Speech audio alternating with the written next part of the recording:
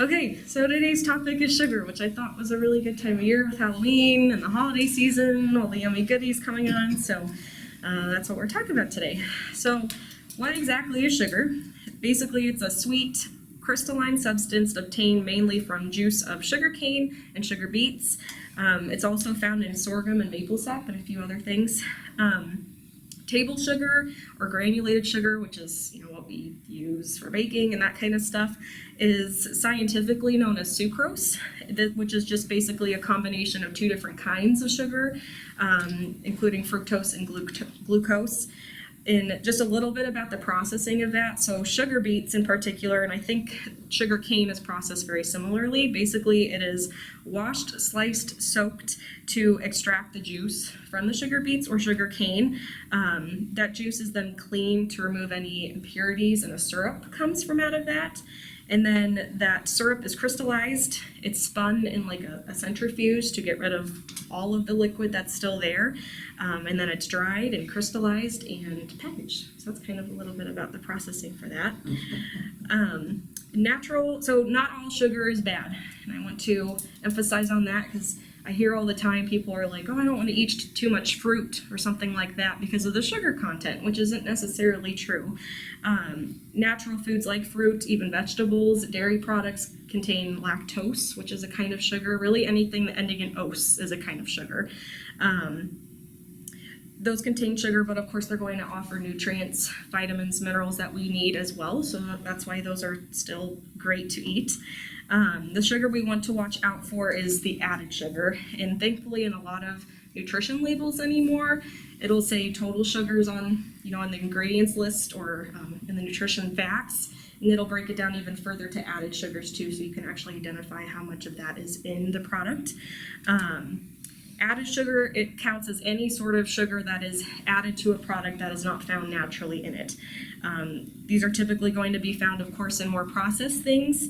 Some products that you wouldn't think contain a lot of sugar include things like condiments, like ketchup has a lot of sugar in it. I once saw a picture somewhere it compared a full bottle of ketchup versus an empty one. That empty one had a line on it. That empty one had like half of it was sugar. But we don't know because it's dissolved and turns into a paste. But condiments is a huge one. Salad dressings, fruit drinks, flavored yogurts are actually pretty high. So that's definitely one to look out for, is how much sugar is in yogurt. Bread and then cured meats too can have quite a bit of sugar in them. So another good thing to keep in mind, though, is that we need sugar for our bodies to work properly. That's actually our main source of energy. Carbohydrates are found naturally in many foods, like fruits and vegetables. Those are considered carbohydrates.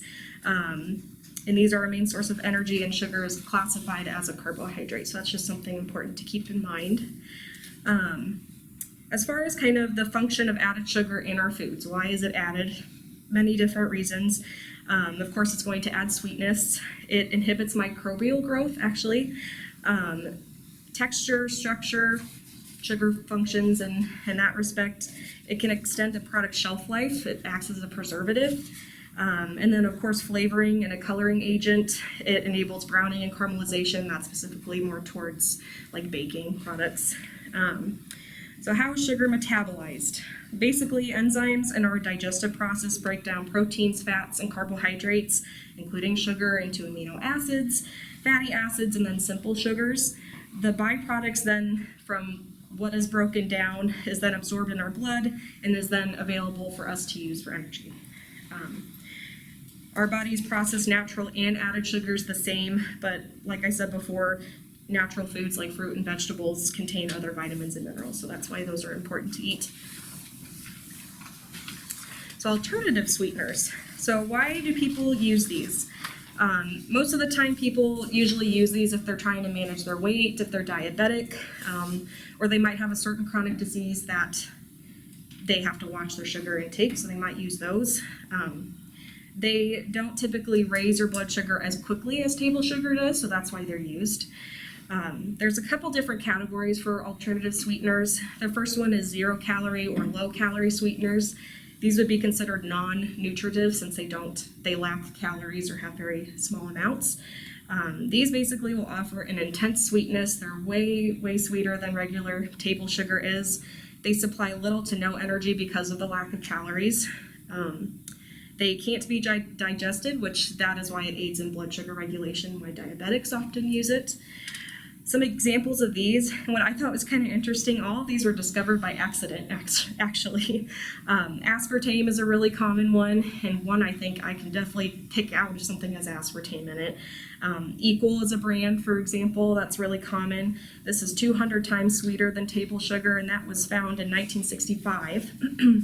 Saccharin, sweet and low, that's a really common one too. That's 200 to 700 times sweeter than table sugar, and that was found, that's the oldest one actually, 1879 was when that one was found.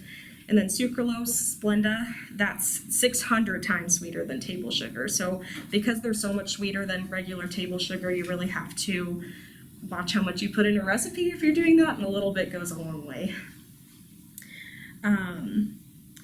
One thing to keep in mind with these, it's good to just be careful if you're consuming products that have these in there, being careful of how much and how often you consume them. Because if, say, for example, someone's kind of watching their sugar intake and thinking these are on the healthier side, that can actually cause more of a craving for regular sugar. So you might just find yourself eating more than you would, and then that weight loss goal is kind of out the window. So something to keep in mind with that. The second calorie with sweeteners, alternative sweeteners, would be nutritive. So these offer some sort of calories, which would be some sort of energy. These contain carbohydrates. And examples of these would be table sugar, high fructose corn syrup, honey, and maple syrup. Those are just some examples. This bottom part here, I often see in recipes, instead of sugar, they use honey or maple syrup, and they come off as like a healthier recipe, which isn't necessarily true. In the end, sugar is sugar. Our body metabolizes them exactly the same. So even though those two things, for example, are less processed, and they do contain antioxidants and minerals that regular table sugar wouldn't, you'd really have to consume a significant amount to gain any nutritional benefit. So just something to keep in mind there too. And the last page here. So how much sugar can we have per day? And this is according to the American Heart Association. So for men, no more than 36 grams per day, or about 9 teaspoons. And then as women, get even less, at 24 grams, which is about only 6 teaspoons, which is not very much at all. It's like a Starbucks drink. And those have... Those bottled ones in the back, there's like 27. Yes, easily. Or in pop, you can easily double, triple that with just like a regular 12-ounce can. Too much added sugar, no matter what kind of form it is, whether it's more natural or granulated sugar, of course that's going to lead to health problems such as tooth decay, weight gain, increased triglyceride levels, inflammation, and just overall poor nutrition if we're consuming too much sugar. So here are just a few tips on how we can manage our overall sugar intake. This is also according to the American Heart Association. Swapping out the soda, I'd say this is probably the biggest thing for people that gets in the way. If you can swap some out, even sometimes, not drinking as much as maybe you typically do, that makes a huge difference in the end. Water, of course, is best, but if you want something a little sweet with a little bit of flavor, they have these little liquid water enhancers like Mio. That's, I think, probably the first brand that came out, but there's generic brands for everything anymore. That's a great alternative. Carbonated flavored waters are huge now too. You can find those anywhere. I know outside the grocery store here we have like a bubbler vending machine, which is great. But there are so many of those that people can try, and that gives you that bubbly soda sensation still. The coffee drinks, so Megan kind of brought this up already. I use this one all the time if I'm going out for coffee and it's not something that's bottled. If I'm going to like Starbucks or Blue Bison, even downtown, I just did that this morning. You can always ask for your drink to be made half sweet or just less flavored syrup or sweetener, whatever they use. And I don't know, whenever I ask that, they're more than happy to do that. It's less pumps, and that's easy as that. So that's an option. Then you can always leave out the whipped cream too. A little bit goes a long way, so cutting back a little bit here and there is great. Eating fresh, frozen, dried, or canned fruits. If we're choosing canned fruits, it's good to choose those ones that are packed in 100% fruit juice rather than syrups. Even the light syrups have quite a bit of added sugar, and fruit's already sweet anyways.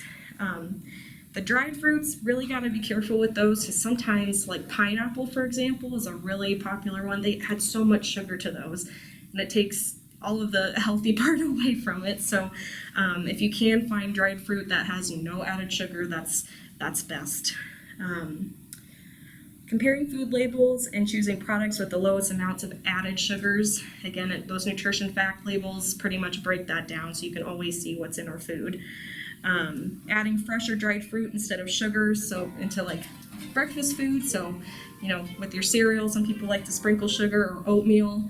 Brown sugar is a really common combination of that. Even adding, I like to sweeten my oatmeal with maple syrup. Yes, it is still sugar, but at least it's a little bit different, and it adds that flavoring too. Lessen the amount of sugar added when baking.